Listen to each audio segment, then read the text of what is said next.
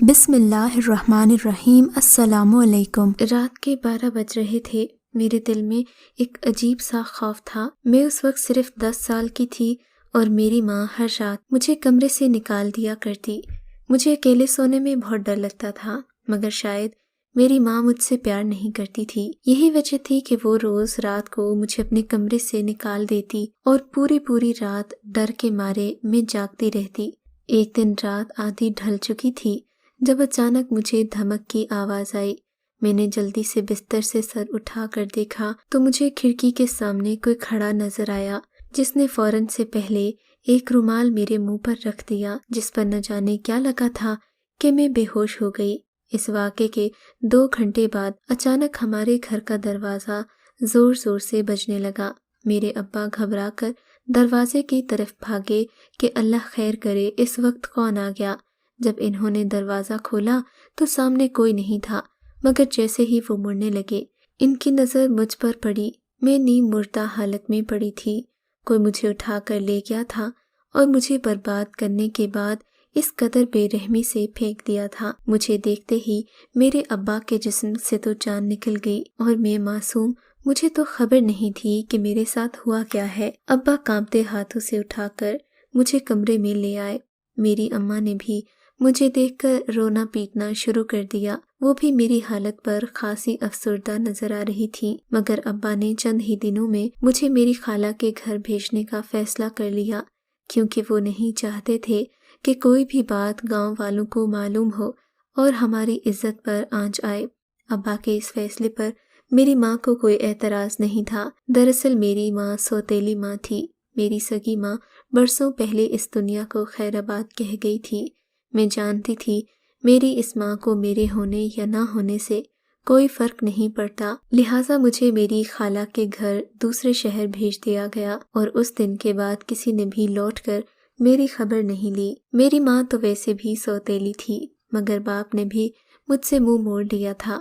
میں اپنی خالہ کے گھر بہت خوش تھی۔ ان کی کوئی اولاد نہیں تھی، انہوں نے مجھے اپنی بیٹیوں کی طرح پالا۔ میں ایف اے میں تھی جن دنوں میری خالہ کی طبیعت خراب رہنے لگی۔ آہستہ ان کی بیماری بڑھنے لگی اور پھر ایک وقت ایسا آیا کہ وہ اللہ کو پیاری ہو گئیں۔ اس روز مجھے سچ مچ لگا جیسے میں یتیم ہو گئی ہوں، اور تبھی پورے 7 سال بعد میں نے اپنے باپ کو بھی دیکھا، مگر انہیں دیکھ کر میرے دل میں محبت کا کوئی احساس نہیں جاگا۔ حالات کو دیکھتے ہوئے انہوں نے مجھے اپنے ساتھ لے جانے کا فیصلہ کیا، کیونکہ خالہ کے بعد اب اس گھر میں کوئی میرا خیال رکھنے والا نہیں تھا۔ میں ابا کے ساتھ جانا تو نہیں چاہتی تھی، مگر میرے پاس اس کے سوا کوئی چارہ بھی نہیں تھا، سو میں خاموشی کے ساتھ ابا کے ساتھ چل پڑی۔ ابھی میں نے گھر میں قدم رکھا ہی تھا کہ اچانک ایک چھوٹا سا بچہ آیا اور میرے قدموں سے لپٹ گیا اور بولا، آپ ہی آ گئی۔ وہ بہت کھلکھلا کر مسکرا رہا تھا۔ اس کی معصومیت پر میں حیران تھی۔ شاید اللہ نے میرے جانے کے بعد ابا کو بیٹے کی نعمت سے نوازا تھا۔ میں اس کی معصومیت دیکھ کر اپنے سارے غم بھلا بیٹھی۔ میں نے اسے پیار سے گلے لگایا۔ وہ اس وقت تقریباً 3 سال کا تھا۔ ابھی میں نے اسے خود سے جدا کیا ہی تھا کہ میری ماں بھی کمرے سے نکل آئی۔ اس کا چہرہ بھی مجھے دیکھ کر کھل اٹھا۔ میں تو یقین ہی نہ کر پائی کہ یہ وہی عورت ہے جسے میں چھوڑ کر گئی تھی۔ اس نے سر پر دوپٹہ اوڑھ رکھا تھا اور ہاتھ میں تسبیح پکڑ رکھی تھی۔ اس نے مجھے گلے سے لگایا اور پیار کیا۔ ابا میرے سامنے اکثر شرمندہ سے رہتے تھے۔ شاید اس کی وجہ یہی تھی کہ انہوں نے مجھے اپنے آپ سے اتنے سالوں تک جدا رکھا۔ اس شام ہم سب بیٹھے تھے کہ ابا نے مجھے بتایا، بیٹی، میں جانتا ہوں تو مجھ سے بہت ناراض ہوگی۔ میں نے ان 7 سالوں میں ایک بار بھی تیری خبر نہیں لی، لیکن آج میں بہت ضروری بات بتانا چاہتا ہوں۔ ہم نے بہت کڑا وقت دیکھا ہے، گھر میں تو کھانے پینے کو بھی کچھ نہیں ہوتا تھا، اور پھر تمہاری ماں کی برکت اور محنت کی وجہ سے اس گھر سے وہ بندش ختم ہو گئی۔ میں نے ابا کی جانب سوالیہ نگاہوں سے دیکھا کہ وہ کون سی محنت کی بات کر رہے ہیں۔ تب انہوں نے بتایا کہ تمہاری ماں 7 گھنٹے تہہ خانے میں بیٹھ کر عبادت کرتی ہے۔ اب اللہ کا ایسا فضل اس گھر پر نازل ہوا ہے کہ سب کچھ ٹھیک ہو گیا ہے۔ ابا کی باتیں سن کر میرے دل میں اماں کے لیے عزت بڑھ گئی۔ اب میں اس گھر میں ہنسی خوشی رہنے لگی۔ میں سارا دن اپنے بھائی نومی کا خیال رکھتی۔ مجھے یوں لگتا جیسے اسی میں میری جان بس گئی ہو۔ ایک دن نومی نے فرمائش کی کہ مجھے دودھ والی سوئیاں بنا کر دو۔ اس کی فرمائش پر میں نے فوراً کچن میں جا کر دودھ پتیلے میں ڈالا اور اسے چولہے پر چڑھا دیا، مگر مجھے سوئیوں کا پیکٹ نہیں مل رہا تھا۔ اسے ڈھونڈنے میں ایک سے دوسری الماری میں ہاتھ مارنے لگی۔ تبھی میں نے اچانک الماری میں ایک ایسا ڈبہ دیکھا جہاں سے انتہائی گندی بدبو آ رہی تھی۔ وہ ایسی بدبو تھی کہ انسان کا جینا محال ہو جائے۔ میں نے جلدی سے الماری بند کر دی، اس خیال سے کہ کام ختم کر لوں، پھر دیکھوں گی کہ یہاں کیا پڑا ہے۔ مجھے اپنی مطلوبہ چیز مل گئی تھی۔ اس کے بعد یہ بات میرے ذہن سے نکل گئی۔ ایک روز جب میری اماں اور میں کچن میں کھانا بنا رہے تھے تو اچانک مجھے الماری کی یاد آئی۔ میں نے ہاتھ بڑھایا، تبھی میری ماں فوراً بولی، تمہیں کیا چاہیے؟ مجھے بتاؤ، میں نکال دیتی ہوں۔ میں نے بتایا کہ الماری سے گندی بدبو آ رہی تھی، اس دن تو دیکھنا بھول گئی، اس لیے آج صاف کر دیتی ہوں۔ اس بات پر میری ماں بوکھلا سی گئی، بولی نہیں، اس میں ایسا کچھ نہیں ہے، میں نے کل ہی صاف کی تھی، تمہارا وہم ہوگا۔ اماں کی یہ بات سن کر میں خاموش ہو گئی، لیکن مجھے حیرت تب ہوئی کہ اماں کے تاثرات کیوں بدل گئے۔ بہرحال میں نے اماں کے ان تاثرات کو نظر انداز کر دیا، لیکن اسی رات میرا چھوٹا بھائی بیمار ہو گیا۔ اسے ہم ہسپتال لے کر گئے تو ڈاکٹر نے اسے دیکھتے ہی بابا سے ایسی بات کہی کہ بابا کے چہرے کے تاثرات متغیر ہو گئے۔ انہوں نے بابا سے کہا کہ اسے بھی وہی بیماری ہے، مگر ابا ان کی بات پر ایسے پریشان ہو گئے جیسے انہوں نے یہ کہہ دیا ہو کہ آپ کا بیٹا چند دنوں کا مہمان ہے۔ نومی بیچارہ بستر کا ہو کر رہ گیا۔ اس کے نیم مردہ وجود میں اتنی بھی سکت نہ رہی کہ اٹھ کر باتھ روم جا سکے۔ میں اللہ سے دعائیں کرتی، مگر اس کی حالت بگڑتی جا رہی تھی۔ اب گھر کا زیادہ تر کام اماں کیا کرتی۔ نومی کا ہر چھوٹا کام میں اپنے ہاتھوں سے کرتی تھی اور کوشش کرتی کہ اس کے لیے جو بھی بناؤں اپنے ہاتھوں سے بناؤں، مگر اماں کی کوشش ہوتی کہ میں کچن میں نہ جاؤں۔ لیکن ایک رات کھانے کے بعد اماں نے مجھے کہا، کچھ برتن پڑے ہیں، جا کر کچن سمیٹ دو۔ مجھے اماں کی بات تھوڑی عجیب لگی کیونکہ اماں مجھ سے کام کرنے کا نہیں کہتی تھی، لیکن خیر میں خاموشی سے کچن میں چلی گئی اور برتن دھونے لگی۔ خلاف معمول آج کچن کا سنک پانی سے بھرا ہوا تھا۔ ہاتھ اندر ڈال کر میں نے سنک کو کھولنا چاہا، میرا دماغ نومی کی جانب ہی تھا کہ اچانک میری چیخ نکل گئی کیونکہ ٹوٹا ہوا گلاس میرے ہاتھ پر لگ گیا تھا۔ شاید وہ پہلے ہی ٹوٹا ہوا تھا اور غلطی سے سنک میں رہ گیا تھا، اور پھر یہ بھی ممکن ہے کہ اسے جان بوجھ کر ان برتنوں میں رکھ دیا گیا ہو۔ میں سمجھ نہیں پائی تھی۔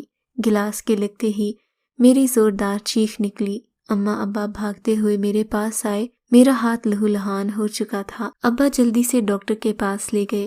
میرے ہاتھ پر کوئی 5 ٹانکے لگے تھے۔ اب نہ میں گھر کا کوئی کام کر سکتی تھی اور نہ ہی نومی کا خیال رکھ سکتی تھی۔ اماں خود ہی کھانا بناتی اور خود ہی نومی کو کھلا بھی دیا کرتی۔ ایک روز میں نے اماں کو کھانا بناتے ہوئے دیکھا تو میرے اوسان خطا ہو گئے جب میں نے اماں کے ہاتھ میں وہی ڈبہ دیکھا جس سے اس روز بہت بدبو آ رہی تھی۔ اماں اس ڈبے سے کچھ نکال کر نومی کے سوپ میں ڈال رہی تھیں۔ میں نے اماں سے کہا، اماں یہ تو وہی ڈبہ ہے جس سے بدبو آ رہی تھی۔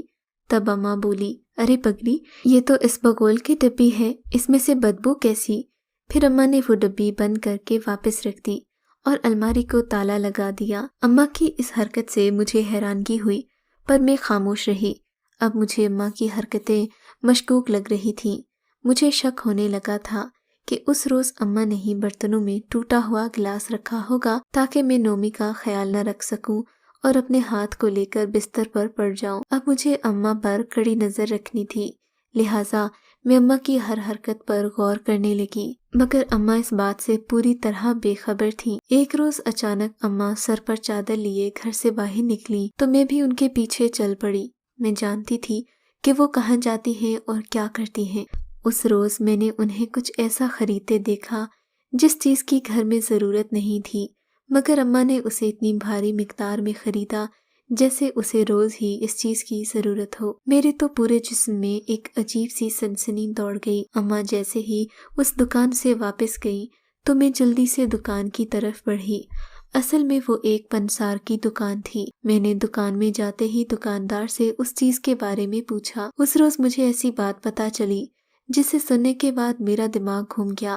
دکاندار نے بتایا بیٹی یہ ایک جڑی بوٹی ہے، یہ ایک زہر کی طرح کام کرتی ہے اور اس کا کام جان لینا ہوتا ہے۔ یہ عورت اس لیے لے کر جاتی ہے کیونکہ اس کے پاس گھوڑوں کا فارم ہے۔ ویسے یہ جانوروں کے اندر کچھ وافر جراثیموں کو مارنے کے لیے استعمال ہوتی ہے، لیکن اگر اسے کوئی انسان کھا لے تو یہ بڑی نقصان دہ چیز ثابت ہوتی ہے۔ دکاندار کی بات سن کر میرے ذہن میں موجود تمام تر باتیں سچ ثابت ہو گئی تھیں۔ میری سوتیلی ماں اپنی سگی اولاد کے ساتھ وہ کر رہی تھی جو کوئی نہیں کر سکتا تھا، وہ اپنی اولاد کو اپنے ہاتھوں سے زہر دے رہی تھی۔ نہ جانے افسوس تھا یا دکھ، میری آنکھوں میں نمی ہی نمی تھی۔ میں سوچ بھی نہیں سکتی تھی کہ میری ماں اتنی بے حس ہو سکتی ہے۔ اس رات جب میری ماں اپنی عبادت گاہ میں چلی گئی تو میں نے بھی سوچا کیوں نہ آج اس رات سے پردہ ہٹ جائے کہ آخر وہ وہاں بیٹھ کر کرتی کیا ہے، کیونکہ میں نے آج تک اپنے بابا کو اس تہہ خانے کی جانب جاتے ہوئے نہیں دیکھا تھا۔ میں خاموش قدموں سے اس تہہ خانے میں داخل ہو گئی۔ اندر جاتے ہی میں نے دیکھا کہ مختلف قسم کے بت رکھے ہوئے تھے۔ میری ماں ان کے سامنے سیاہ چگا پہنے بیٹھی تھی اور گلے میں موٹے موٹے منکوں کا ہار پہن رکھا تھا۔ بالوں کو کھول کر آنکھیں موندے وہ نہ جانے کون سا مراقبہ کر رہی تھی۔ اچانک اس نے آنکھیں کھول کر دیکھا تو اس کی آنکھوں میں خون اتر آیا۔ اماں کو یوں دیکھ کر میری روح تک کانپ گئی تھی۔ وہ میری ماں ہی تھی جسے ہم سب دن میں دیکھتے تھے تو وہ کوئی اور ہی معلوم ہوتی تھی، مگر آج اس کا روپ انتہائی مختلف تھا۔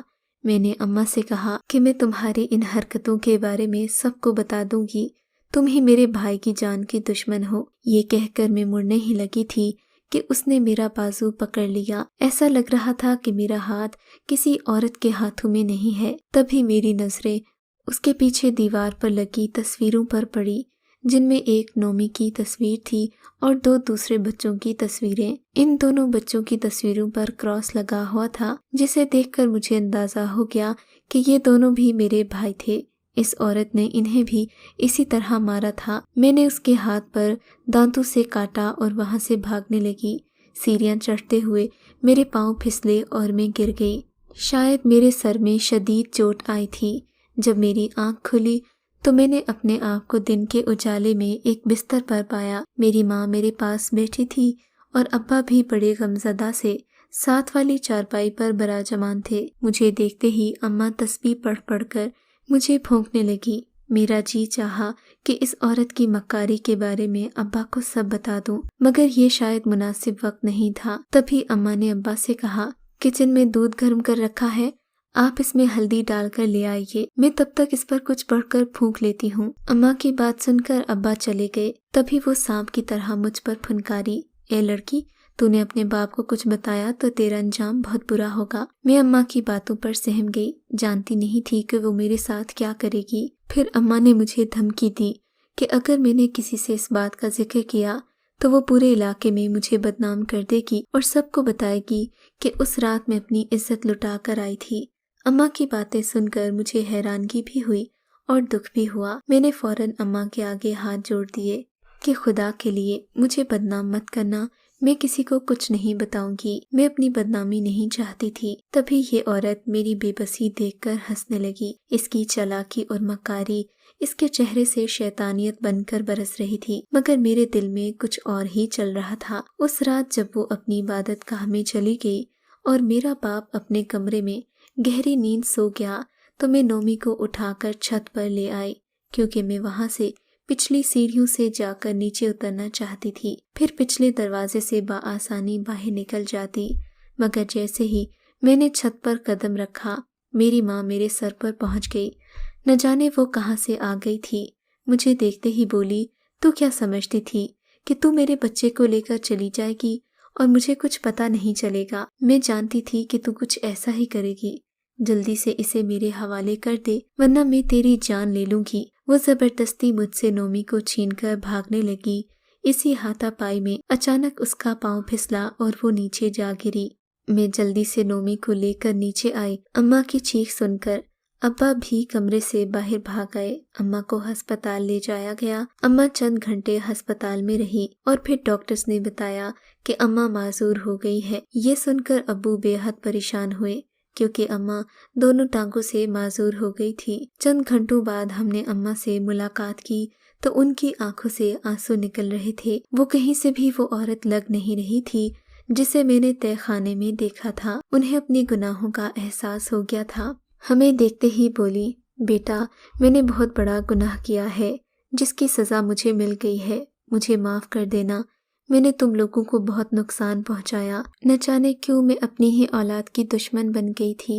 یہ جو بچہ تو نے اٹھایا ہوا ہے یہ تیرے باپ کا نہیں، میرے سگے ماموں کا ہے۔ یہ سن کر میری آنکھیں پھٹی کی پھٹی رہ گئیں کہ میری اماں کیا کہہ رہی ہے۔ انہوں نے بتایا کہ ان کا ماموں بہت بڑا عامل تھا، وہ لوگوں کی زندگیوں کے ساتھ کھیلتا تھا، اس کے پاس ایسی شیطانی طاقتیں تھیں جو بڑے بڑوں کو پاگل کر دیں، اور میں لالچ میں آ کر نہ جانے کیوں اس کے ہتھے چڑھ گئی۔ اس نے مجھے کہا کہ وہ مجھے دولت سے مالا مال کر دے گا۔ اس نے مجھے بہت سے جادو ٹونے سکھائے جس میں نے بہت سے لوگوں کو نقصان پہنچایا جنہیں میں ناپسند کرتی تھی۔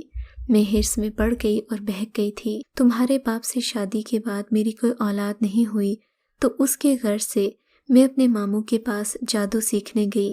وہ مجھے اولاد تو کیا دیتا، الٹا مجھے گناہ پر اکسا دیا، اور یوں میں ماموں کے بچے کی ماں بن گئی۔ میں کبھی اس بچے کو پیدا نہیں کرنا چاہتی تھی، مگر یہ سب میرے بس میں نہیں تھا۔ ماموں کو یہ مشکل بتائی تو ان کے بتائے ہوئے طریقے پر چل کر میں نے اپنے 2 بچوں کی جان لے لی۔ ماموں نے مجھ سے کہا تھا کہ اگر میں ان 2 بچوں کی قربانی دے دوں گی تو میرا اپنا بچہ بھی ہو جائے گا۔ میں ماموں کی باتوں میں بہک گئی تھی کہ جس شخص کو اپنے نفس پر قابو نہیں وہ اپنی زندگی کو کیا خاک قابو کرے گا۔ ماموں نے مجھے کہا تھا کہ اب تمہیں ڈھیروں دولت حاصل کرنے کے لیے اپنے تیسرے بچے کی قربانی بھی دینا ہوگی۔ تیسرے بچے کو قتل کرنے کے بعد تمہارے پاس اپنی اولاد بھی ہوگی اور اپنی دولت بھی۔ میرا ماموں انہی غلط کاموں میں پڑ کر خود بھی موت کے منہ میں چلا گیا اور مجھے بھی دائرہ اسلام سے خارج کر دیا۔ مجھے اپنے گناہ کا احساس ہو گیا ہے، مگر شاید اب بہت دیر ہو چکی ہے۔ یہ سب کہتے ہوئے اماں کی آنکھیں زاروں قطار برس رہی تھیں۔ میں نے اپنی ماں کا راز اپنے سینے میں دفن کر لیا اور خود سے عہد کر لیا کہ کبھی بھی اپنی ماں کے بارے میں باپ کو نہیں بتاؤں گی، وہ ماں جو توبہ کر چکی تھی۔ میں نے ماں سے کہا کہ آپ کو اللہ سے اپنے گناہوں کی معافی مانگنی چاہیے۔ میں اماں کو اگلے ہی دن اپنی جاننے والی ایک معلمہ کے پاس لے گئی۔ اس معلمہ نے اماں کی تعلیم شروع کر دی، انہیں اچھے اور برے کی تمیز سکھائی اور پھر سے دائرہ اسلام میں داخل کیا۔ انہیں کلمہ شہادت پڑھایا اور نماز روزے کی تلقین کی۔ کچھ عرصہ تو اماں بہت بے چین رہیں۔ نماز کے لیے کھڑی ہوتی تو ایسی گھبراہٹ طاری ہوتی کہ جائے نماز سے بھاگ جاتی تھیں، مگر پھر ان کی مستقل مزاجی اور میری محنت رنگ لائی۔ اللہ نے کرم کیا تو وہ ان بے چینیوں سے نجات پانے میں کامیاب ہو گئیں جو دولت کے لالچ کی وجہ سے ان کی زندگی کا حصہ بنی تھیں۔ آج اماں پرسکون زندگی گزار رہی ہیں، اگرچہ ان کی اپنی اولاد تو نہیں ہوئی، مگر وہ اسی پر خوش ہیں کہ اللہ نے انہیں نور ہدایت سے منور کر دیا۔ اگر آپ کو ہماری کہانی اچھی لگی ہے تو اردو کہانی سینٹر کو سبسکرائب کیجیے اور ہماری ویڈیوز سب سے پہلے دیکھنے کے لیے بیل آئیکن کو ضرور کلک کیجیے۔